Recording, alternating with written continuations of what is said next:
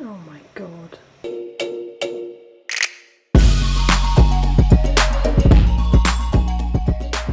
Hey guys, and welcome to an ant update. Finally, I think the last time I mentioned them was back in my big bug update in May, and since then they have continued to grow very rapidly, so they are in desperate need of a larger enclosure, which we'll get to in a moment.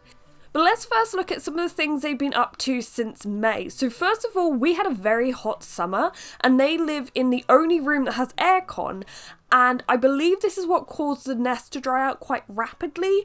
So a few times we did find that they had moved a lot of the brood to the water tower, which was a bit of a pain because, as you can imagine, trying to change the water was near impossible. I pretty much had to rehydrate the whole nest, wait overnight for them to move the brood back, and then I could add water. I've also since discovered a few workers have fallen in the well at the bottom of the nest, and after talking to Ants HQ, they said that the mesh may have worn through. This isn't the case in newer setups, I believe. I think they use a better mesh, but this is a couple years old now, and this could be another reason why the tank wasn't staying as hydrated. Maybe the well wasn't functioning as well, and also a lot of the time they gather the brood near the well, so maybe it just wasn't safe. But as I said, thankfully we now have the new nest for them to move into. I did manage to capture some really cool macro shots of the brood, so here are some when they were in the water tower, and as you can see there's just tons, like endless amounts of brood, and this wasn't even all of them because there were still lots left underground in the nest. In this photo you can even see the little hairs on the larvae. Just heaps of larvae, eggs and pupae piled against this one little area, which was probably about a centimetre. Here are some tiny fresh eggs, and they were next to a metamorphosizing ant. So usually pupae will develop a cocoon, so you don't really see them get to metamorphosize like this, but it doesn't always occur. So we do see quite a few workers without a cocoon. But we can also see plenty of cocoons in here, which will eventually hatch out into workers. Now, as I said, this is probably about a centimetre area of the front of the nest, so as you can imagine, there's lots in here.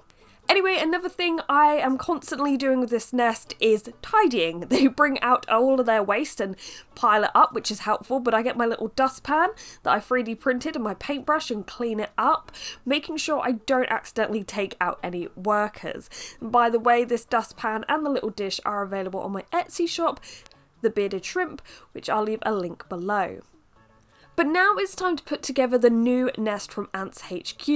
I always butcher the pronunciation of this word, so I'm going to put it on screen and I will leave a link below in case you need to expand your nest. I have been using the Ants HQ nest for the past few years and I really, really like them. Proper sturdy, very nice to look at. If you're going from a test tube setup to something a bit fancier, I would definitely recommend them. By the way, if my hands do look gross in this, that is because there was tons of dried glue on them from a previous project I've been working on. It's Gorilla Glue as well, so it takes ages to come off. Anyway, the first thing I had to do was peel all this paper off.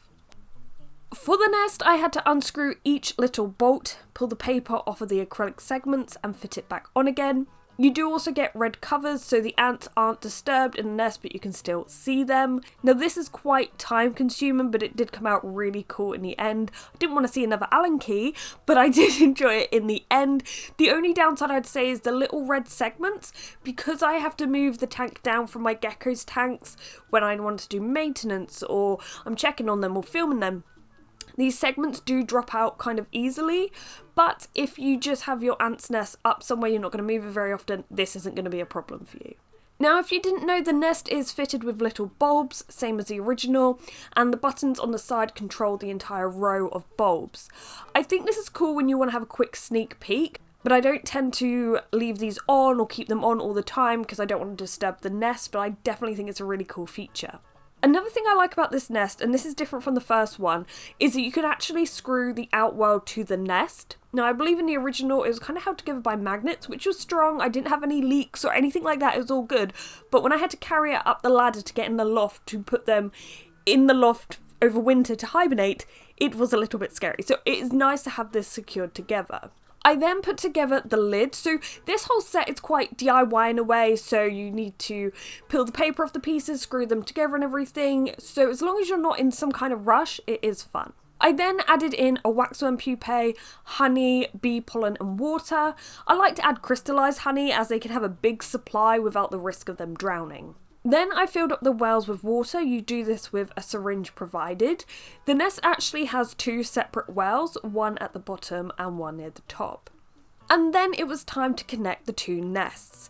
I thought this would go smoothly, but I was a little wrong. Oh my god. At about 2 AM, I went to get a drink and I thought I'd check on the ants, see their progress, and I was met with escapees everywhere. Now, fortunately, the nest was on top of my spider's old enclosure. There must have been a little tiny mealworm in there, so the ants didn't need to go far to find food. So poor mealworm, but they did manage to contain the ants. After rounding them up and sifting through dirt, I concluded that there must be some kind of tiny hole somewhere, so I taped up any potential crack or crevice. I even removed the outworld and plugged the nest up, just so they were all contained in one area and they could not escape. I reconnected the nests, put blue tack around the entrances, so even near the connections there's nowhere they can get out. And as I was about to walk away, I noticed I hadn't plugged the new outworld. Yeah. I literally left a massive hole open on the new outworld, so no wonder they got out. By the next morning, they had started to move in. It looks like a lot, but there's still so many in the original nest. It felt like overnight there'd be this massive move of workers and the nest started to fill up quickly. Brood were being transported, workers were making themselves at home, and there was this constant back and forth of workers through the tubing, trying to decide whether or not they needed that empty waxworm pupa, but also just transporting everything and themselves. I thought my worries of escapees were over, but over the next few days I did find the odd worker here and there outside the enclosure. Now at first I thought these were just ones I missed when I was collecting the escapees the other night, but then as I was filming the nest, this happened.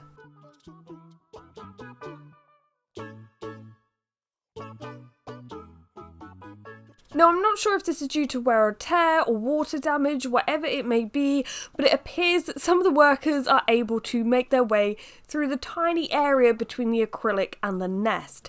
Not ideal, and that's one of the things with ants. It's all well and good when things are contained, but when they start escaping, it's a bit of a pain.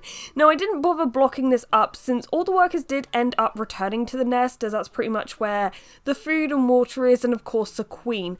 So I figured once they move into the new nest, this shouldn't happen anymore. And that's one thing that is handy about the new nest is where you have to screw in each individual piece of acrylic. If there is a breach, it should only affect that one area and I could probably resolve the issue. Now, as of recording, it has been 6 days since I first connected the 2 nests. The only thing I've really done to encourage the move is remove that red acrylic, so it is lighter in the old nest, and I haven't been rehydrating it. Now, some people will use heat or bright light to get them to move quicker, but I'm in no rush. At this point, I'd say we're 95% done. I'm just waiting on the big move from the queen.